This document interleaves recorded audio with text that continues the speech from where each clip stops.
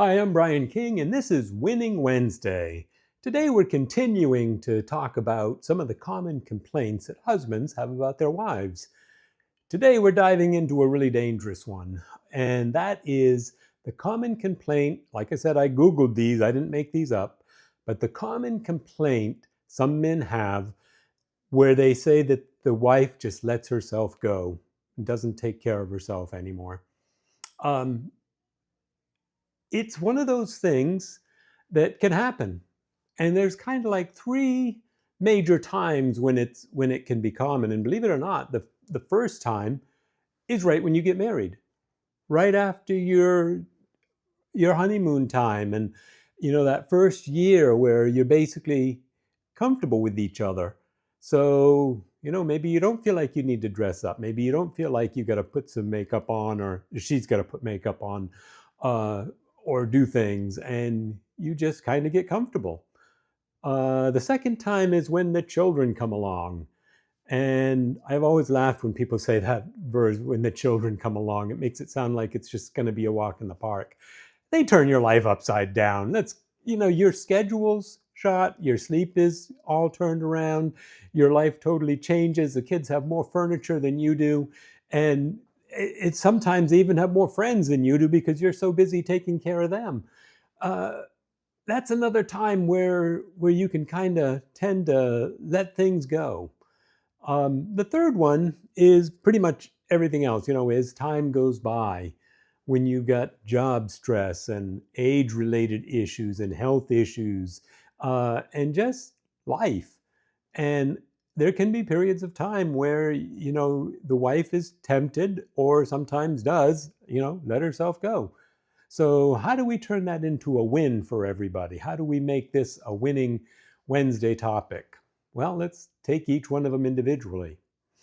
First of all, if you just got married and you're settling in and you end up, just being comfortable with your wife, and she doesn't feel like she's got to wear makeup all the time and fix her hair just right, and she's just as happy in an old T-shirt. Well, that's great, and it's a good time, and it is very good to be comfortable with each other and not have to do anything. But at the same time, you want to make sure that you compliment her as often as you think of it, and then do it again and again and again. And also make sure that you take time to clean up yourself and dress up and say, hey, let's go out and do some of the things we were doing when we were first dating.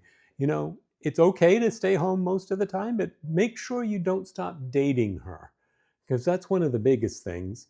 And make sure that you tell her, hey, I really like it when you dress up, or I like it when you do your hair that way, or you know let's you know let's go out and do some of the things that we used to do and enjoy that special time together when you both feel like you're at the top of your game and you're enjoying it. Don't let that suffer, and don't ever complain.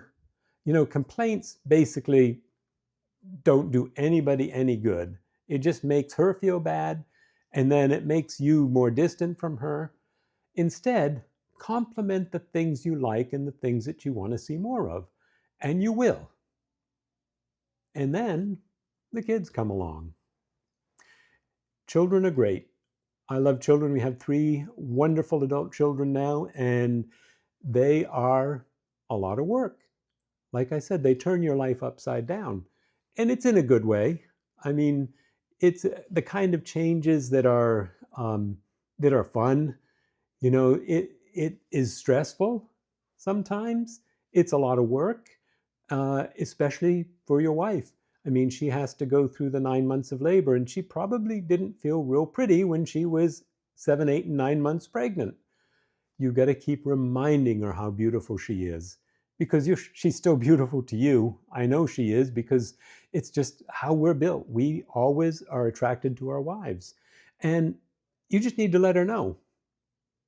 And also, and this is important for the newlywed section too, make sure that she has a budget for hair and makeup and clothes, and basically the way you determine how much you spend on that is basically get a number in mind that you think is about right and then double it. It'll be worth every penny. And make sure that it doesn't get hidden or spent in something else. Make sure she knows that if she has a need in that area, that you want to not only want to meet it, that you demand that it gets met. It's worth it. It allows her to do the things she needs to do so that she feels pretty.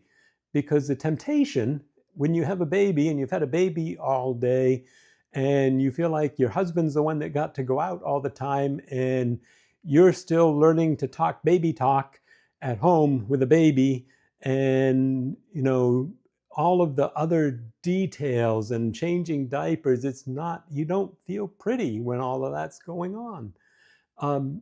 Make sure that you take her out. Make sure you get time off from that for her. It's good to have relatives be babysitters, but it's also very important to make sure that you have a babysitter that you can just call and say, hey, Friday night, we need you from 5:30 to 10:30 because we're going out and we'll pay you, just whatever. Make sure you have somebody you can call, even on short notice. If she's had a hard day, honey, let's go out to dinner. I'm calling so-and-so. They'll be here in an hour. I'll watch the kids. You go, go take some time to yourself. Probably wouldn't suggest that in an hour, but maybe give her like a couple hours to get herself together and just enjoy the time, and then take her out when the babysitter gets there. It's super important. And like I said, relatives are okay in a pinch, but you really should have a babysitter that you can just call and say, we need you at this time. And if your babysitter's not totally reliable because they have a different schedule, have two people that you could call. So if they say can't do it, then say, okay, I'll call so-and-so. And, make sure it's people you feel safe with, obviously. But it's super important. That's one of the things that we didn't do that I wish we'd done more. We had a couple of babysitters, but not soon enough. We did end up doing that, and it made a huge difference. So say you're a ways into your marriage. The kids are getting bigger and, she's back at work and it's just stressful and it feels like, she's starting to let herself go. Well, what do you do? Well, first of all, show concern. And that's a huge difference from complaining. Don't complain. Don't blame. Don't shame. Continue the compliments. Compliment, compliment, compliment the things that you like, the things that she's doing good. And then talk to her. Make sure she knows that you're on her side, that you're not judging her, that you're not working against her, and that make sure she doesn't ever get the impression that you don't think she's pretty or that you think she did something wrong. Just say it in frame everything in concern. And make sure that it's actually you are concerned. If you have any of those other feelings, get rid of them before you talk to her because it will not go well. Make sure that you are concerned, and then you can help. And you help by talking to her and saying, hey,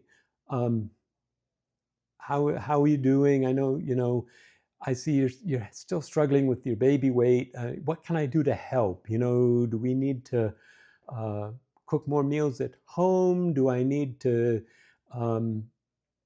make sure you have time to get out and do something exercise-wise? We could do it together. How can I help? Not, you're a problem and I can't even stand to look at you, because that's how she will feel if you complain or blame or shame. And that's not what you want. You really do want to just help. Talk to her. That is the best way to do it. No matter what situation, talking is always the best way to do it.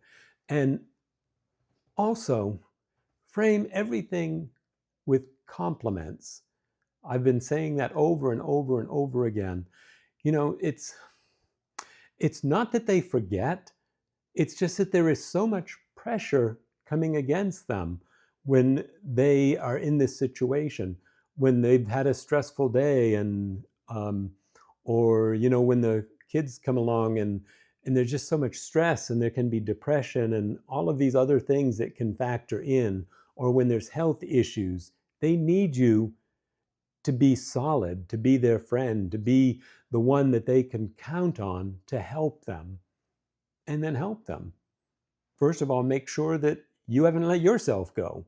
You need to take care of yourself too. Make sure that she's getting the self-care she needs, and make sure you're getting the self-care that you need. And one of the best ways to do that is to do things together. And again, like I said, the babysitters come in handy. It's all about the attitude. It's super important. So these common complaints that men have can be caught in advance, and you won't even have to deal with them. And if you do have to deal with them, you can still win. Because sometimes it's like you look at your marriage like a snapshot, like a picture, and you see, I don't like it. Well, instead, look at your marriage as a movie. Things can change. This is just part of the plot. And when you put in more action, take action, and talk and have dialogue and put things together, you can move in a different direction. And you can change what that picture was.